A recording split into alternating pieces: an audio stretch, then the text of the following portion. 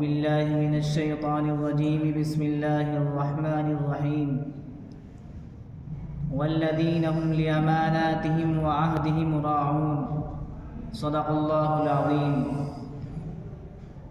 اللهم صل على سيدنا ومولانا محمد وعلى آل سيدنا ومولانا محمد وبارك وسلم۔ میرے محترم بزرگوں اور دوستوں، جس آیت کریمہ کی تلاوت میں نے آپ حضرات کے سامنے کی ہے، اس آیت کے اندر اللہ رب العزت والجلال نے اس بات کی طرف اشارہ فرمایا ہے کہ اسلام کا مطالبہ صرف عبادات کو ادا کرنے سے پورا نہیں ہوتا کہ ہم عبادات کر لیں، نمازیں ادا کرتے رہیں، نفلیں پڑھتے رہیں، رمضان المبارک کے روزے رکھتے رہیں، زکوٰۃ اور حج کی ادائیگی بھی کرتے رہیں، تسبیح اور وظائف بھی پڑھتے رہیں۔ ان تمام چیزوں کی ادائیگی سے اسلام کا مطالبہ پورا نہیں ہوتا۔ بے شک یہ بھی دین کا بڑا حصہ ہے جس کو حقوق اللہ کہا جاتا ہے، لیکن دین کا ایک بڑا حصہ جو حقوق العباد سے تعلق رکھتا ہے کہ اللہ تعالیٰ کے بندوں کے حقوق، ان کی پاسداری، ان کی رعایت اتنی ہی ضروری ہے جتنی اللہ تعالیٰ کے حقوق کی ضروری ہے۔ اگر کوئی شخص عبادات کے اندر تو بڑی دلچسپی لیتا ہے، نماز خوب پڑھتا ہے، رمضان کے روزے بھی بڑے اہتمام کے ساتھ رکھتا ہے، وظائف و تسبیحات کا بھی ورد کرتا ہے، لیکن حقوق العباد کے اندر بڑی لاپرواہی سے، بڑی سستی سے کام لیتا ہے، تو محض عبادات کے انجام دے لینے سے وہ شخص نجات اور فلاح کو نہیں پہنچ سکتا جب تک کہ وہ اللہ تعالیٰ کے بتائے ہوئے طریقے پر حقوق العباد کی ادائیگی نہ کر لے۔ اللہ رب العزت والجلال اور آپ علیہ الصلاۃ والتسلیم نے حقوق العباد کی جو اہمیت بیان فرمائی ہے اور جو تاکید بیان فرمائی ہے،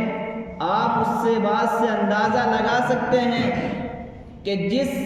اسلام کے تمام تر تعلیمات اور اسلام کے تمام تر احکامات جس علم کے اندر جمع کیے گئے ہیں، اس علم کو علم فقہ کہتے ہیں۔ شریعت کے تمام احکام اس کے اندر جمع ہو چکے ہیں کہ کون سا کام جائز، کون سا کام ناجائز، کون سی چیز حلال، کون سی چیز حرام، ان تمام چیزوں کا علم فقہ کے اندر موجود ہے۔ آپ علم فقہ کی کوئی کتاب اٹھا کر کے دیکھیں تو اس کا 1/4 حصہ عبادات سے متعلق ہوگا، حقوق اللہ سے متعلق ہوگا، اور اس کے 3/3 حصے حقوق العباد سے متعلق ہوں گے۔ فقہ حنفی کی مشہور کتاب ہدایہ جو 4 جلدوں پر مشتمل ہے، بڑی ضخیم کتاب ہے، جو حضرات عالم بن کر کے آتے ہیں ان کے نصاب کے اندر یہ کتاب داخل ہے اور ان کو یہ کتاب کلاس کے اندر پڑھائی جاتی ہے۔ آپ اس کی پہلی جلد اٹھائیے، اس کے اندر حقوق اللہ سے متعلق نماز، روزہ، زکوٰۃ، حج وغیرہ سے متعلق احکامات ملیں گے، اور اس کی باقی جو 3 جلدیں ہیں وہ حقوق العباد سے متعلق ہیں۔ اللہ فرماتے ہیں کہ جب تک میرے پیدا کیے ہوئے بندوں کے حقوق ادا نہیں کروں گے، اس وقت تک میرا حق بھی ادا نہیں ہوگا۔ آپ اس بات سے اندازہ لگا سکتے ہیں کہ دین کا 1/4 حصہ حقوق اللہ سے متعلق ہے اور دین کا 3/4 حصہ حقوق العباد سے متعلق ہے، لیکن افسوس کی بات یہ ہے کہ ہم دین کے 3/4 حصے حقوق العباد کو اس طرح پس پش ڈال رکھے ہوئے ہیں کہ گویا کہ وہ دین کا حصہ ہی نہیں ہے۔ ہم نماز پڑھ لیتے ہیں، سمجھتے ہیں کافی ہے، رمضان کو روزے رکھ لیے کافی ہے، حج ادا کر لیا کافی ہے، تسبیحات اور وظائف پڑھ لیے کافی ہے، چاشت اوابین اور اشراق کی نماز پڑھ لی کافی ہے، اللہ تعالیٰ کے بندوں کے کیا حقوق ہمارے اوپر عائد ہیں، کس طریقے سے ان کے ساتھ میں معاملہ کرنا چاہیے، ہمیں اس کی فکر نہیں ہوتی۔ اگر اس سلسلے کے اندر کوئی گناہ سرزد ہو جائے تو ہم اس کو گناہ نہیں سمجھتے۔ ہم اگر کسی کو گالی دے دیں تو اس گالی دینے کو گناہ نہیں سمجھتے۔ اگر ہم کسی کی حق تلفی کر دیں تو ہم اس کو گناہ نہیں سمجھتے۔ اگر کسی درجے میں گناہ سمجھتے ہیں تو جو ندامت اور جو شرمندگی اس گناہ پر ہونی چاہیے تھی وہ شرمندگی نہیں ہوتی۔ حالانکہ آپ نے اس بات سے اندازہ لگا لیا ہوگا کہ حقوق العباد کی کتنی اہمیت ہے کہ دین کا 1/4 حصہ عبادات سے متعلق ہے اور دین کے 3/4 حصے حقوق العباد سے متعلق ہے۔ حقوق العباد کا معاملہ بڑا سنگین اور بڑا خطرناک معاملہ ہے، اس لیے کہ اگر کوئی شخص نماز ادا کرتا ہے، نمازوں کی ادائیگی کے اندر، حقوق اللہ کی ادائیگی کے اندر اگر کوئی کوتاہی ہوتی ہے، کبھی لاپرواہی ہوتی ہے، گناہ سرزد ہوتا ہے تو کبھی نادانی میں ہو جاتا ہے تو باری تعالیٰ کے سامنے ہاتھ اٹھا کر کے معافی مانگ سکتے ہیں، اللہ تعالیٰ سے توبہ کر سکتے ہیں کہ باری تعالیٰ بھول سے آپ کے حقوق کی ہے، آپ کے حقوق کو چھوڑا ہے، آپ کے حقوق کو پامال کیا ہے، اے اللہ مجھے معاف فرما دیجئے۔ ایک تنہائی کے اندر بیٹھ کر کے ہم استغفر اللہ ربی من کل ذنب واتوب الیہ دل کی حاضری کے ساتھ میں اللہ تعالیٰ سے معافی مانگیں گے، اللہ معاف فرما دیں گے۔ قل یا عبادی الذین اسرفوا علی انفسهم لا تقنطوا من رحمت اللہ ان اللہ یغفر الذنوب جميعا انہ هو الغفور الرحیم۔ اے میرے پیارے بندو، جنہوں نے گناہ کر کے اپنی جانوں پر ظلم کیا ہے، میری رحمت سے نا امید نہ ہونا، میری رحمت سے مایوس نہ ہونا۔ ان اللہ یغفر الذنوب جميعا، میں سارے گناہ تمہارے معاف کر دوں گا۔ نماز چھوڑ دی ہے، آ کے میرے سامنے حاضری دے دے، توبہ کر لے، ندامت کے ساتھ میں اللہ تعالیٰ کے سامنے آنسو بہائے، میں اس گناہ کو بھی معاف کر دوں گا اور اس طریقے سے معاف کروں گا جیسے میرے نبی نے ارشاد فرمایا التائب من الذنب کمن لا ذنب لہ، کہ جو شخص گناہوں سے توبہ کرتا ہے وہ ایسا ہے جیسا کہ اس نے گناہ کیا ہی نہیں ہے۔ علماء نے لکھا ہے کہ صرف گناہ ہی معاف نہیں ہوتا بلکہ اللہ سبحانہ و تعالی نامہ اعمال کے اندر ہی سے اس گناہ کو مٹا دیتے ہیں کہ اللہ تعالیٰ بڑے رحیم و کریم ہے۔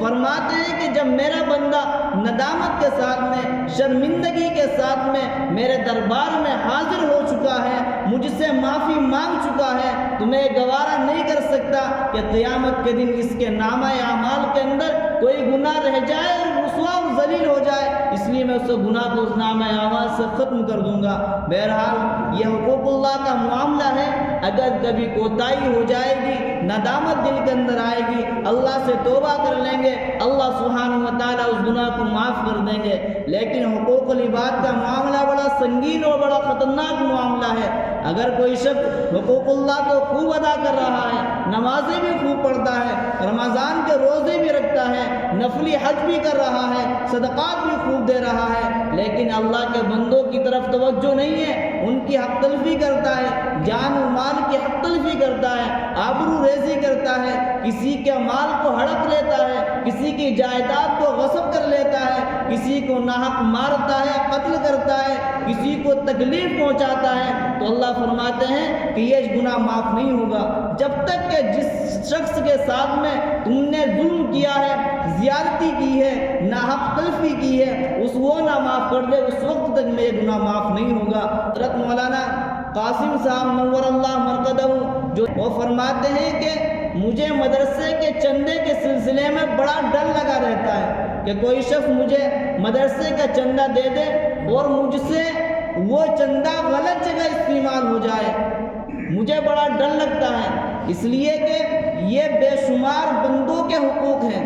بے شمار بندوں کے حصے ہیں، اگر یہ غلط جگہ استعمال ہوں گے تو میں کس کس سے جا کر کے معافی مانگوں گا، کس کس کے منت و سماج کروں گا، اس لیے اس سلسلے میں مجھے بڑا ڈر لگا ہوتا ہے اور میں مدرسے کا پیسہ بڑے احتیاط سے خرچ کرتا ہوں۔ آج ہمارا یہ حال ہے کہ ہم اگر کسی جماعت کے ذمہ دار بن جائیں، کسی تنظیم کے ذمہ دار بن جائیں، مدرسے کے محتمم بن جائیں اور مسجد کے متولی بن جائیں تو ہم عوام پیسہ اس طریقے سے استعمال کرتے ہیں جیسے کہ ہمارے باپ کی جاگیر ہے کہ ہم سے کون حساب لینے والا ہے، جیسا چاہیں گے پیسہ خرچ کریں گے، غلط جگہ استعمال کریں گے، کوئی ہم سے پوچھنے والا نہیں ہے، کوئی ہمارا حساب لینے والا نہیں ہے۔ ان اللہ سریع الحساب، اللہ سبحانہ و تعالی حساب لینے کو کافی ہے اور بہت جلد حساب لینے والے ہیں۔ اس لیے ہمیں اس سلسلے میں بڑے محتاط ہو کر کے رہنا چاہیے۔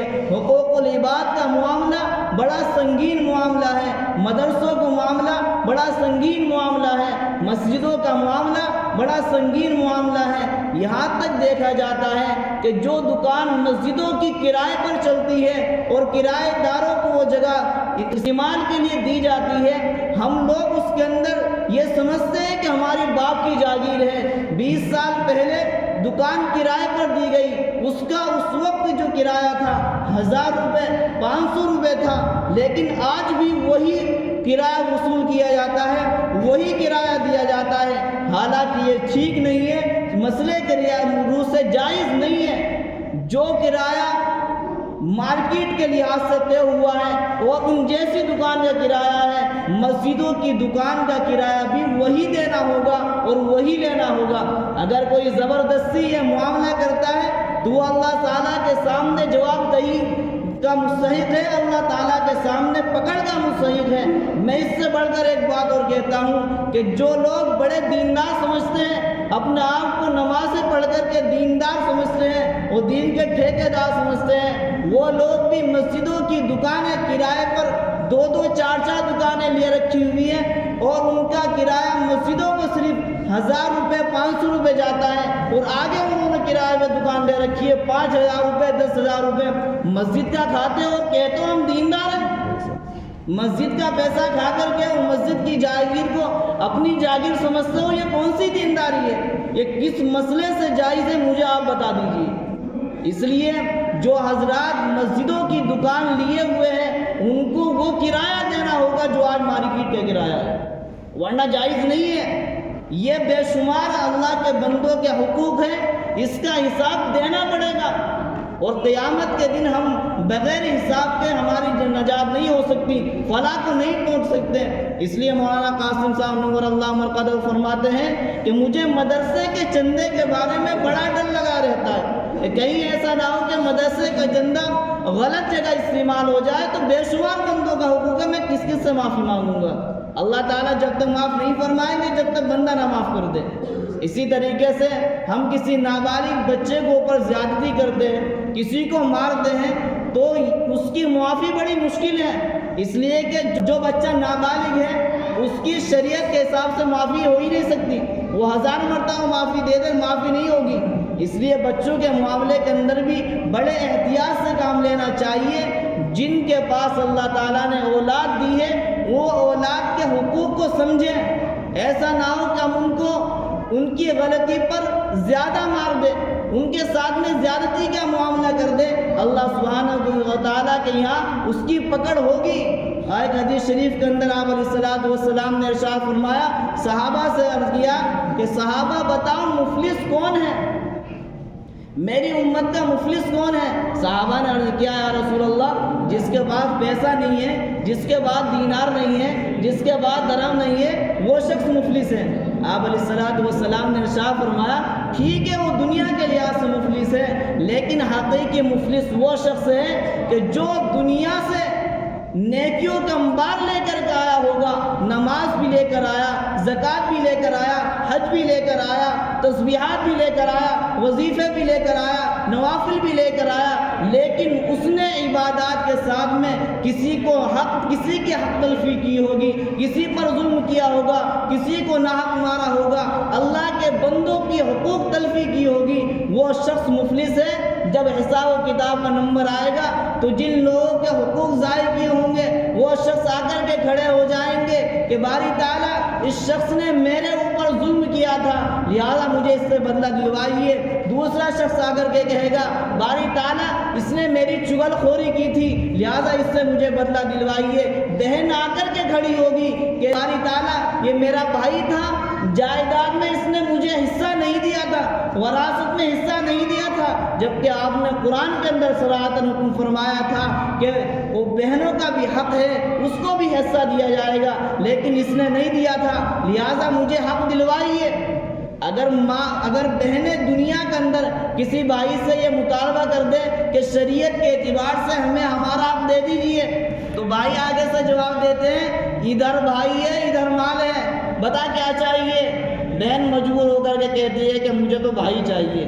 کہیں ایسا نہ ہو کہ رشتہ بھی ختم ہو جائے۔ میرے دوستو، جس ماں کی کوکھ سے آپ نے جنم لیا ہے، اسی ماں کی کوکھ نے اس بہن نے بھی جنم لیا ہے۔ جو شریعت نے جو حق متعین کیا ہے وہ حق بہن کو دینا پڑے گا، ورنہ کل قیامت کے دن وہ تمہارا دامن گھسیٹے گی اور اللہ تعالیٰ کے دربار میں لے جا کر کھڑا کرے گی کہ اے اللہ، یہ میرا بھائی تھا، اس نے شریعت کے مطابق مجھے حق نہیں دیا ہے۔ ہم یہ سمجھتے ہیں کہ ہم لوگ بہنوں کا حق ادا کر دیا ہے، ہم نے شادی کر دی، بہن کا حق ادا ہو گیا، ہم نے بہن کو بھات دے دیا، حق ادا ہو گیا۔ حصہ حق ادا ہونے والا نہیں ہے۔ جب تک کہ وراثت کے اندر حق نہ دیا جائے اس وقت تک بہن کا حصہ نہیں ادا ہوگا۔ تو آپ علیہ الصلوۃ والسلام ارشاد فرماتے ہیں کہ مفلس وہ شخص ہے جو نیکیوں کا انبار لے کر آیا لیکن اللہ تعالیٰ کے بندوں کے حقوق کو ضائع کیا تھا۔ تو ایک شخص اس کی نمازیں لے کر جائے گا، ایک شخص اس کے رمضان کے روزے لے جائے گا،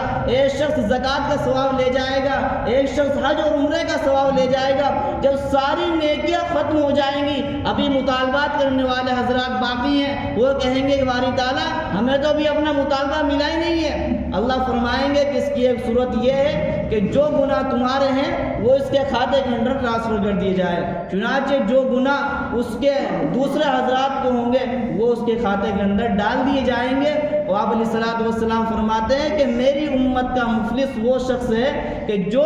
انبار نیکیوں کے لے کے گیا تھا لیکن خالی ہاتھ رہ گیا۔ دوسری حدیث کے اندر آپ علیہ الصلوۃ والسلام نے ارشاد فرمایا کہ اللہ تعالیٰ شہید کے سارے گناہ معاف کر دیں گے، لیکن اگر کسی کا قرض لیا ہے اور اس کو دیا نہیں ہے وہ گناہ معاف نہیں ہوگا جب تک وہ بندہ معاف نہ کر دے۔ تو ان تمام احادیث کی روشنی میں یہ بات ثابت ہوتی ہے کہ حقوق العباد کی بڑی اہمیت ہے، ہم لوگ اس بات کو سمجھتے نہیں ہیں۔ تو پورے بیان کا خلاصہ یہ ہے کہ جس طریقے سے ہم لوگ اللہ کی ادائیگی کے سلسلے میں محتاط رہتے ہیں، نمازیں پڑھتے ہیں، حج وغیرہ کی ادائیگی کرتے ہیں، اسی طریقے سے ہمیں حقوق العباد کو بھی ادا کرنا پڑے گا، اس کے بغیر چارہ کار نہیں ہے۔ اللہ سبحانہ و تعالی ہم سب کو ان باتوں پر عمل پیرا ہونے کی توفیق عطا فرمائے۔ ایک حدیث